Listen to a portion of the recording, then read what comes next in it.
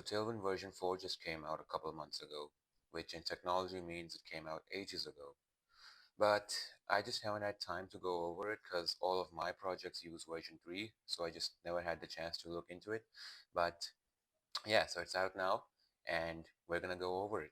If you scroll down here, the first major improvement to Tailwind version 4 is the performance improvements. As you can see, a full build will be almost 4 times faster. An incremental rebuild with new CSS is almost 9 times faster. And this is the crazier one. Incremental rebuild with no new CSS, as in you added no new classes to your code, no new CSS classes to your code. The build will be 182 times faster, which is just absolutely insane. Now, the neat part is that these incremental rebuilds with very little new CSS are going to be much more common the longer you work on a project. So the longer you work on a project, you're going to be using the same classes again and again, like they say over here, flex, call span, font bold. You're going to be using the same old classes again and again, which means you'll trigger this new rebuild with no new CSS again and again, which means these builds will finish blazingly fast for you.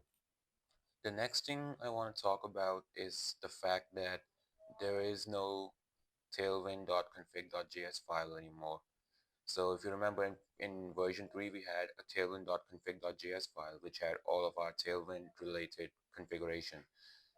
We don't need that anymore.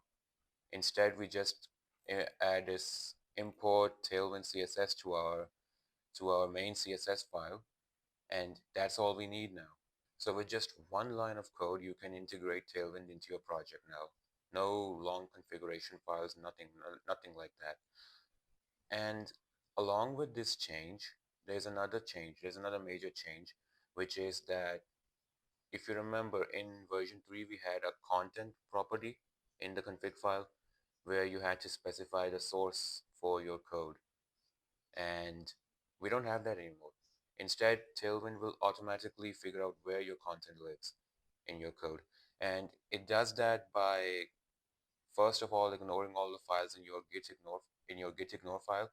Because like if it's in your git ignore, you probably don't see it as code that you need to compile anyway. And it also ignores binary files like videos, images, zip files, exe files, etc. And by ignoring all of these files, it just scans everything else, and everything else tends to be your code. So there's no longer any need to specify the content property and tell Tailwind specifically where your code is. It can just do that automatically. But if you do need to, yeah, here we are. If you do need to specify an external source explicitly, then you can use this source directive and then just specify the path to your source. So yeah, a lot of Tailwind version 4 is just plug and play. You just install and you add one line of code and then you just start coding. There's no long configuration to do anymore.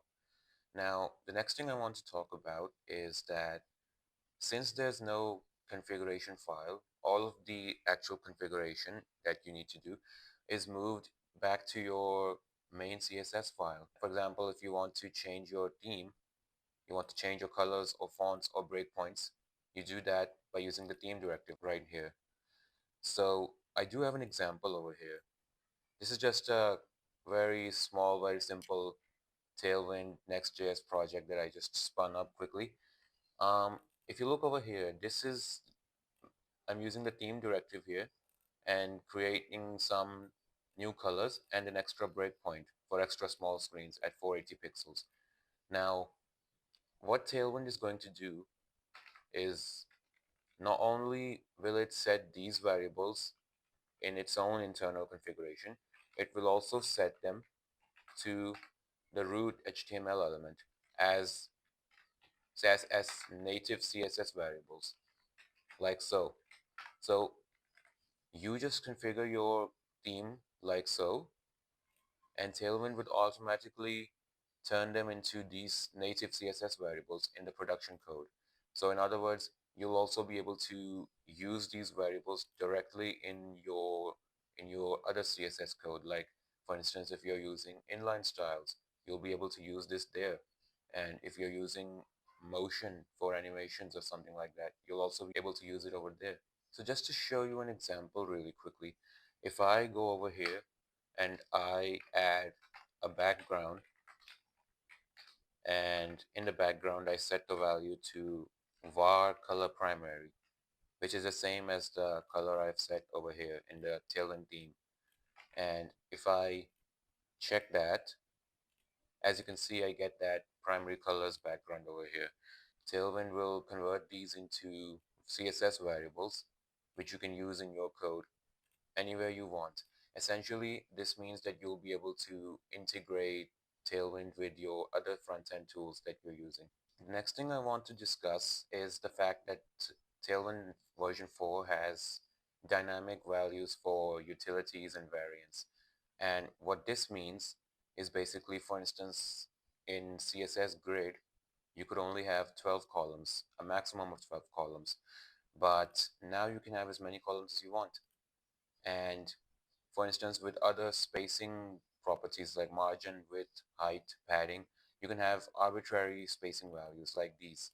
So just to show you a quick example in the code, I'm going to create a CSS grid, and I'm going to give it 15 columns, let's say.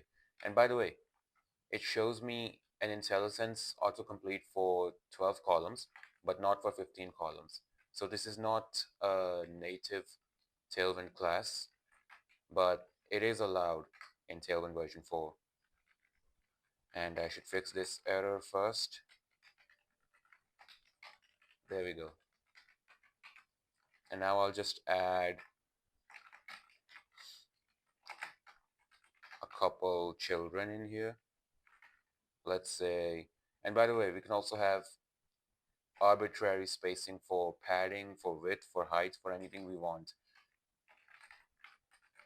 So this is really cool. And I'm just going to duplicate this a bunch of times. And this is probably just a bad background color to use. Let's do this, black. And there we go. You can have as many columns as you want. You can have any kind of padding margin that you want.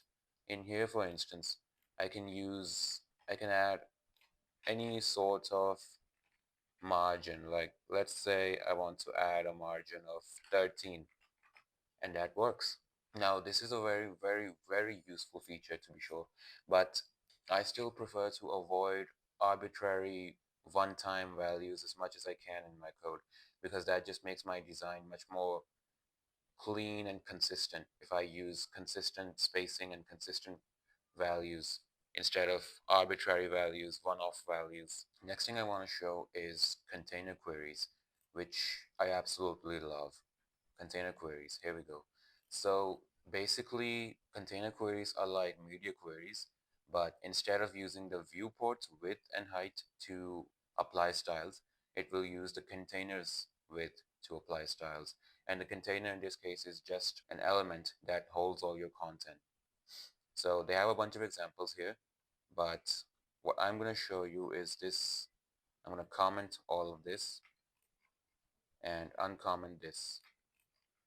This is just a quick example I coded earlier to show you how container queries work. If you go over here, this is a profile card, and we're using Flexbox to arrange this. And this is currently in a flex column because we don't have a lot of width over here. Now, if I do allow, let's say, 4XL width, it turns into a flex row instead of a flex column. So this is what container queries can do.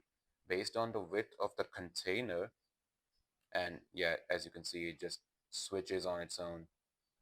Based on the width of the container, and the container in this case is just this box, based on the width of that, it can change and apply styles as much as it wants. So again, just to show you, this has a width of 4XL, which is about 896 pixels. If I reduce that again to, how much is this? 512 pixels. It turns into a flex column. If I switch it back, turns into a flex row. So this is what container queries do. And the cool thing about this is that you can make your components much more responsive, irregardless of what the viewport size and settings are. So they can just be responsive on their own without relying on viewport size and width. Now, the final thing I want to discuss is that Tailwind V4 has an updated color palette. Now, the actual colors aren't really all that different from what they were before. I've tried to tell the difference, I just can't. So all of these colors look just like version 3 and the versions before it. But the major difference that I did spot was that they switched from using RGB colors to this new unit called OKLCH, which I've never seen this before. I have no idea, honestly, I have no idea what this unit does.